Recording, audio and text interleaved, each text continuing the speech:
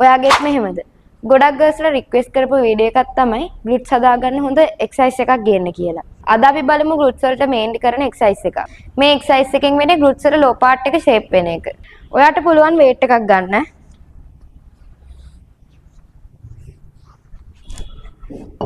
feet floor එකට tight කරගෙන knee දෙක hip level එකෙන් තියාගන්න. weight එක low abs වලින් තියාගෙන අත් දෙකෙන් අල්ලගන්න. hip එක උඩට push කරන ගමන් glutes වල low part එක tight කරගන්න. hip එක උඩට යද්දි knee දෙක දෙපැත්තට blend කරගන්න. තප්පරයක් උඩ hold කරන් ඉඳලා slowly down again slowly up. slowly down again slowly up.